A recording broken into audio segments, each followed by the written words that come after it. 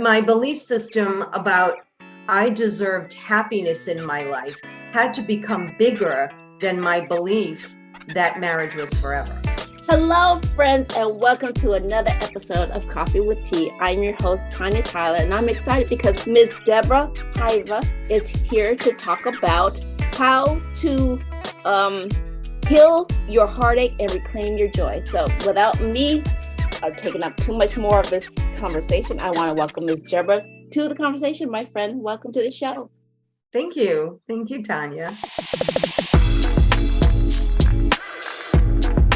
It's a pleasure to be here. And I always love to turn the mic over to my guests so they can best, share who they are and what you do. And I want to also let our audience know how we connected. And again, we are fellow organizers on Meetup. That's how we connected. And so I'm a pleasure to be here. Thank you for accepting my invitation. So Ms. Deborah, the floor is yours. Please tell a bit about who you are and what you do, my friend. Oh, thank you, Tanya.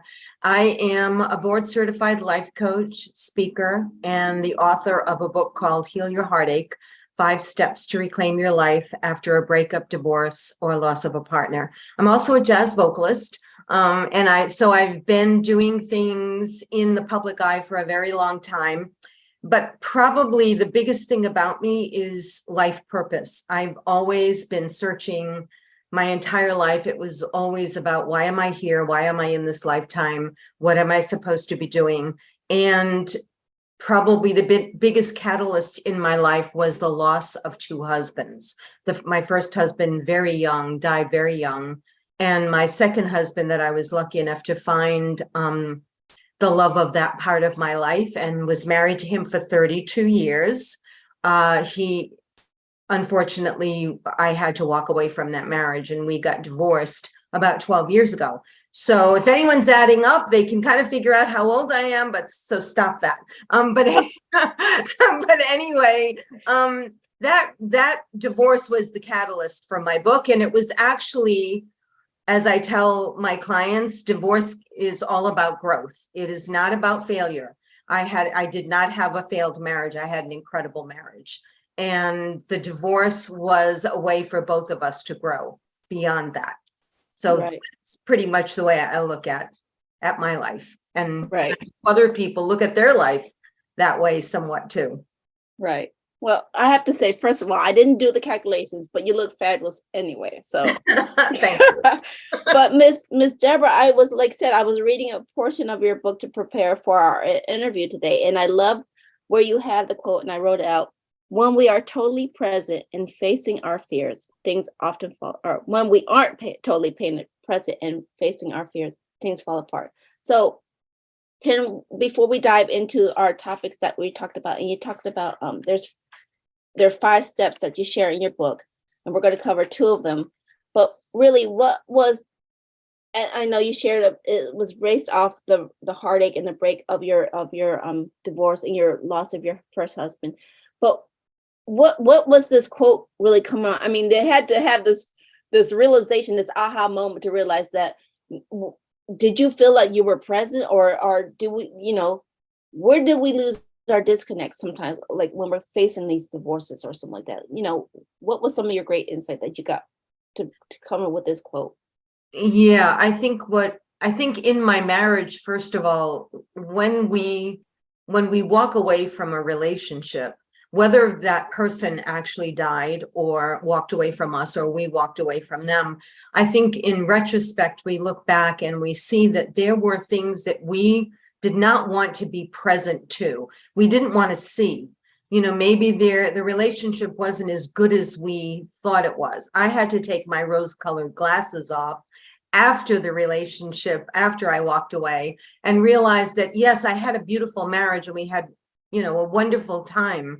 My ex-husband was my piano player. And so we played music together, and it was a lot of fun, and it was sexy, and it was inspirational and all of that. But there were also things going on with him in his own, demons that he was struggling with, that I maybe didn't want to face, didn't want to see. I wanted to keep my life joyful and blissful and happy. And so sometimes I think that we only can see those things when we're apart from them, when we can look back objectively.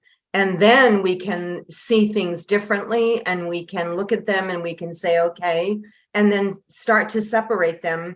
This was me and that was him, and that was really not my issue, and it's not my fault. Because I think with breakups comes a lot of guilt, even if it might not be your fault that something fell apart, we still feel like, what didn't I see soon enough? What wasn't I aware of soon enough? What didn't I deal with? Why maybe I should have spoken up sooner and dealt with some of this. And I hear this a lot with my clients, where they feel like they wasted so much of their life. And I say, nothing is wasted. Nothing is wasted. Right. That's all a lesson. That's all a learning process. Right. And I'm for those who don't know, I've been divorced twice. This is my third marriage. So I understand the process of reflection and looking back, and not necessarily saying, why me, but what could I have learned from this? What did I not see? And I think that's what you're talking about, like part of what you're talking about, honoring your feelings. And that was step one in examining your beliefs. And like I said, before we really dive into it, I was just talking about how we transition and reflect on it. I think when I realized, and I had the same aha moment of I wasn't present, but at the same time, there's things I needed to grow from that maybe I wasn't ready to. I dealt with those, but I wasn't in the right mindset to deal with it at that time. But now that I'm older, I'm like, oh my gosh, you made a mountain out of a molehill, Chi. Maybe we could have done things a little bit different, So, but that's time of reflection. So, I love that quote. That's why I highlighted it. So thank you for sharing. So you have this great, incredible book, and you have the 5 steps. We're going to talk more about the 2 steps, but I want to cover those 5 steps real quick before we dive into one. You said step 1, honor your feelings. Step 2, examine your beliefs. Step 3, accept your present. I like that. Mm-hmm. Step 4, release your past. And step 5, transform your thoughts to transform your life. So can we talk about step 1? Because you talk about this is a heart process. So let's talk about step 1. Okay, so the heart process was actually something that came to me when I meditated on my healing process that I had gone through by the time I decided to write my book. And to preface that, I wrote the book that I was looking for when my heart was broken, when I felt that my heart was breaking over my marriage and the dissolution of it. I couldn't find the right book. So I read everything and anything. I'm an avid reader, and I meditated and I did all those things. But we also sabotage ourselves, as we know, whenever we're going through anything that's painful.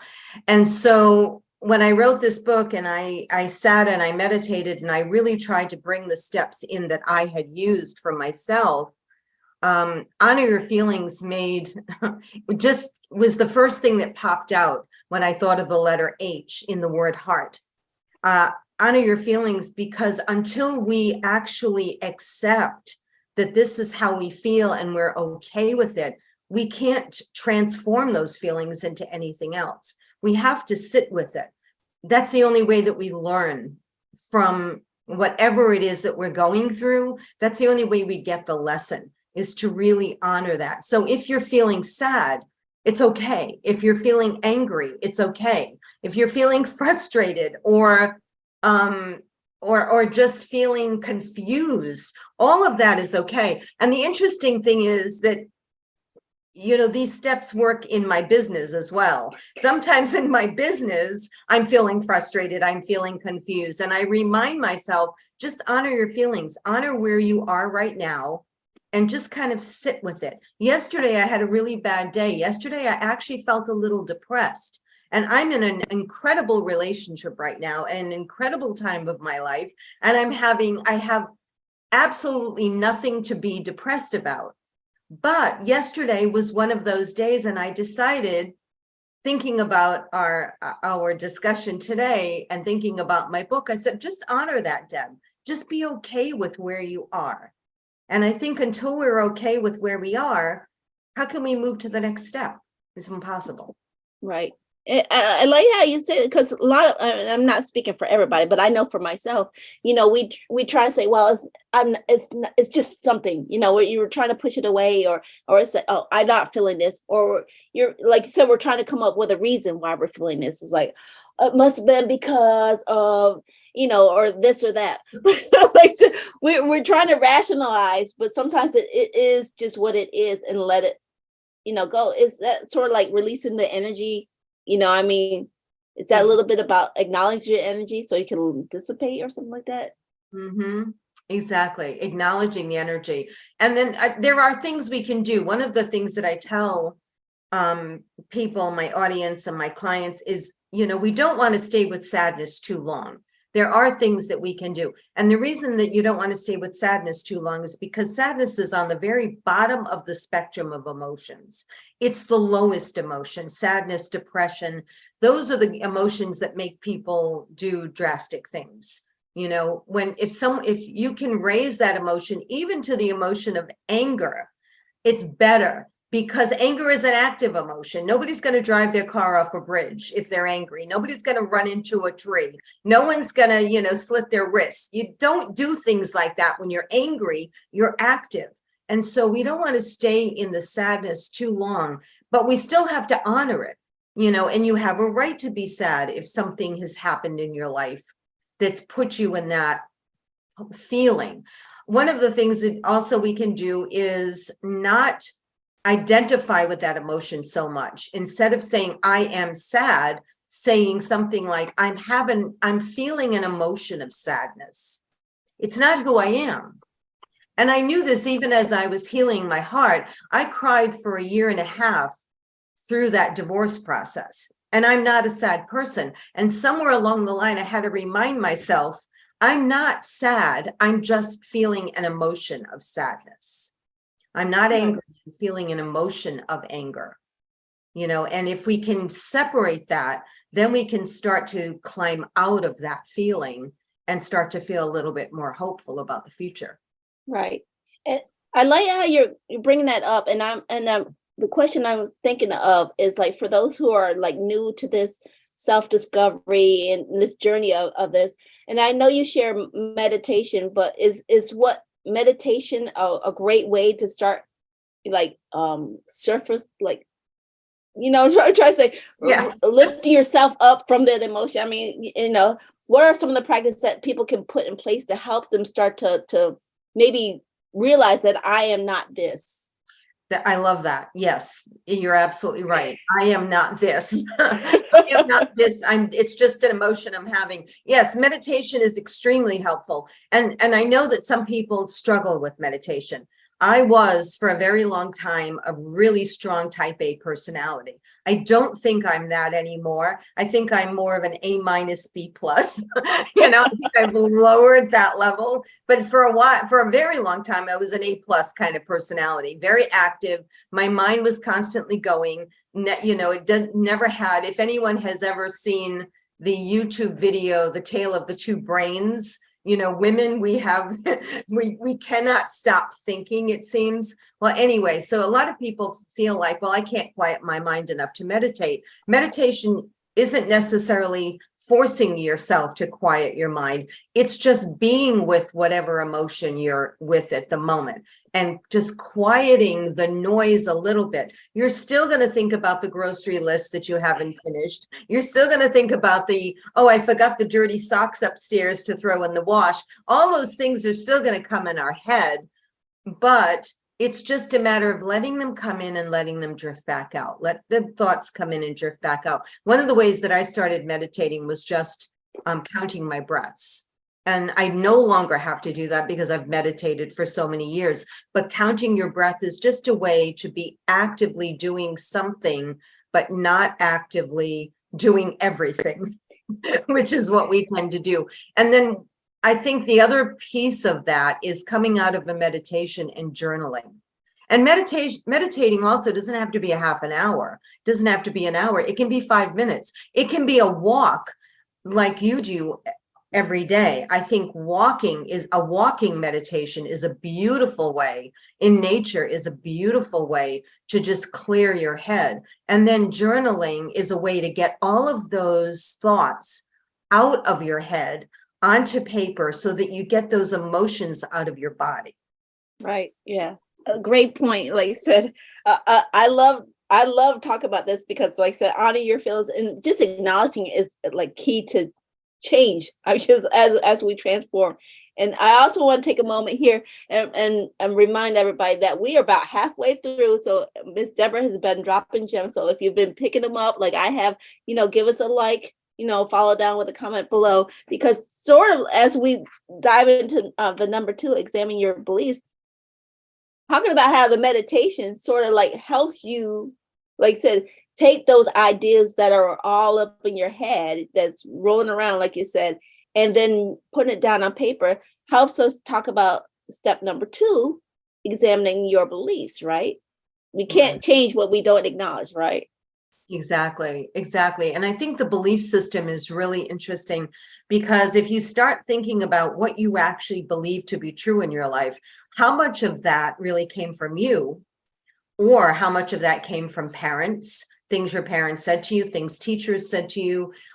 Do you really believe you're capable of doing certain things, or do you only believe that you're capable of doing certain things because someone else told you that you're capable of doing that? For a very long time, I had the belief that marriage was forever and marriage had to be forever. Why? Because I was brought up, in that belief system. I was brought up with that religious belief that we don't get divorced. No one in my family had been divorced before me. But then again, no one in my family had gone to college and gotten a college degree before me. So, I mean, we all have to break the mold.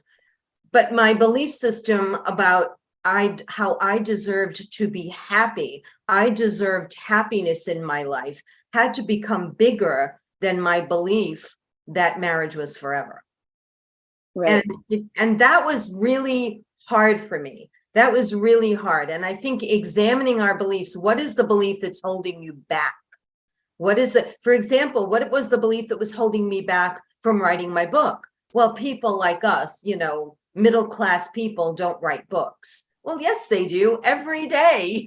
We know that now. But I think my mother was actually surprised, and my mother's no longer with us, but I think my mother was surprised when I wrote my book. And she read it 3 times. And she told me, I never read a book 3 times. I said, well, why did you read it 3 times? Well, I didn't want to miss anything. But I think that that's really powerful because I think my mother's belief was that people like us don't create things like that, and I think it was a shock for her, even though she had always told me my entire life that I was a good writer, so that belief helped me. The belief that I was a good writer helped me, but the belief that people like us don't think things like this didn't. And the belief that marriage is forever was a tough one for me to get through. Right. Yeah, I can relate. And I would say I had the same thing because that's what I grew up. I saw my mom, my grandmother had long marriages. And when my first marriage failed, I was like, my first thought was, oh my God, I'm a failure. I can't get marriage right. All these things. And I'm like, Tanya, when I go for the walks, like you said, I had time to examine my thoughts. I had time to sit with myself to actually, say, is this true? And is that what you're talking about? Like examining your thoughts and actually sitting down and processing their thoughts, asking yourself, where do these come from? Is that part of the process? I think journaling, some of us can do this. I have a girlfriend who processes by talking. And, it took me a while to realize that with her, but she really needs to talk out everything. And that's how she processes. Some of us process by writing, by journaling. Some of us process by walking and really thinking. And yesterday I didn't use the journaling approach yesterday or the talking approach yesterday. I really used the sitting with my thoughts approach to figure out what was going on in my body? Why was I feeling a bit of depression, when there seemed to be absolutely no reason for it? And for me, it suddenly hit me that for me, it had to do with my life purpose. I feel like there's something else coming that I need to be doing, maybe I won't figure that out until I actually journal it out.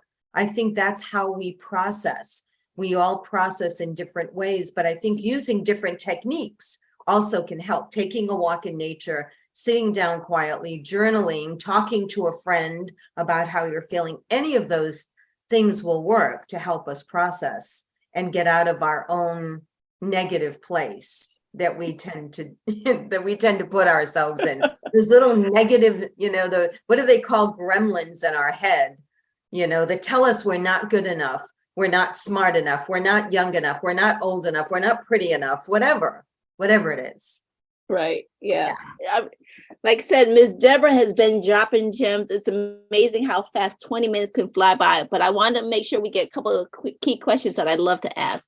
And one question I love to always ask is, what's the one thing you want the audience to take away from your interview today? That time doesn't heal, we heal. That's probably the biggest thing that I learned from my heartache. I will tell you this, that 3 years or a little less than 3 years after my divorce, I ended up having a heart attack. And I'm healed and my heart is healthy and everything is fine now.